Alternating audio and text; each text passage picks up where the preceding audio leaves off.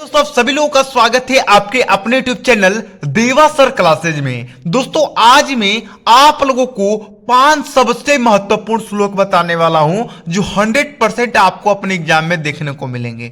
दोस्तों आप सभी लोगों को मालूम है कि जो आपका हिंदी का पेपर है उसमें संस्कृत का पद्यांश और संस्कृत का श्लोक भी पूछा जाता है। ठीक है, आपके ये एग्जाम में 7 नंबर का पूछा जाता है। कितने नंबर का?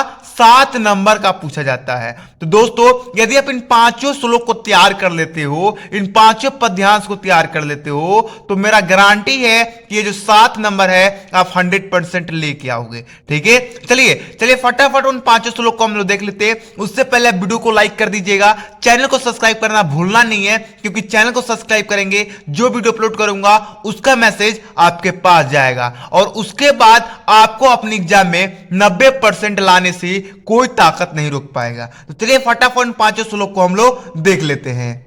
देखिए दोस्तों जो पहला श्लोक है यानी कि जो पहला पद्यांश है वो आपके सामने है। दोस्तों ये जो पद्यांश है बहुत ही ज्यादा इंपॉर्टेंट है क्योंकि ये सुभाषी रतानी चैप्टर से लिया गया है। दोस्तों जो मैं 5 जो श्लोक बता रहा हूं ये 5 श्लोक आपके एक ही चैप्टर से लिए गए हैं जिसका नाम है सुभाषी रतानी। ठीक है, देखिए पहला श्लोक क्या है? काव्य श्रास विनोदेन कालो गच्छति धीमताम व्यासनेन च मूर्खाणा निर्दया कलहेन स। ये पूरा श्लोक आपको अपने एग्जाम में याद करके नहीं जाना है। ये जो आपको रेड अंडरलाइन मैंने किया है बस इन्हीं 2 शब्दों को आपको तैयार करके आपके एग्जाम में जाना है। आपको काव्य शास्त्र ध्यान में रख लेना है कि अगर काव्य शास्त्र आ जाए तो हम समझ जाएंगे कि सुभाषी रतानी चैप्टर से लिया गया है। उसके बाद आप लोग संदर्भ लिखिएगा कि यह श्लोक संस्कृति दीर्घदर्शी के सुभाषी रतानी शीर्षक पाठ से लिया गया है। ठीक है, बस इतना आपको संदर्भ लिखना है, ज्यादा नहीं लिखना है।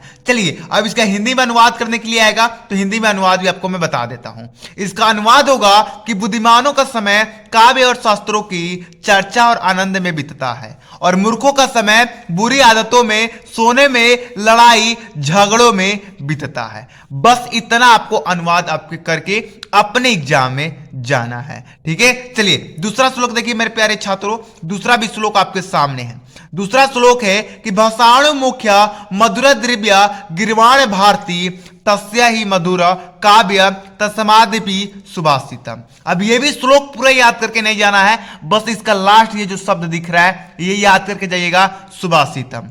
ठीक है, उसके बाद इसका जो संदर्भ है वो पहले श्लोक वाला ही होगा क्योंकि 5 श्लोक एक ही चैप्टर से लिए गए हैं। ठीक है, अब इसका अनुवाद जो होगा वो क्या हो जाएगा बच्चों कि भाषाओं में संस्कृत सबसे प्रधान और अलौकिक है, इसमें सबसे अधिक उसका काव्य है और उससे अधिक उसके सुंदर वचन और सूक्तियां हैं। बस इतना आपको अनुवाद करके आना है अपने एग्जाम में। ठीक है, चलिए फटाफट हम तीसरा जो श्लोक है उसे देख लेते हैं क्योंकि दोस्तों समय हम बर्बाद आपका नहीं करेंगे, फटाफट हम देखेंगे। देखिए तीसरा जो श्लोक है वो है कि विद्या विवाद्य धन मदाय शक्ति परेशा परिपिंडान्य खलस्य साधो विपरीत मेत जनज्ञान्य दनाय च रक्षनाथ। ये भी पूरा याद करके नहीं जाना है, इसका आप तो दो शब्द लास्ट वाला याद कर लीजिएगा और 2 शब्द शुरू वाला विद्या विवाद्य, बस ज्यादा याद नहीं करना है। संदर्भ पहला श्लोक वाला ही हो जाएगा, अनुवाद क्या हो जाएगा थोड़ा ध्यान दीजिएगा कि दृष्टि की विधा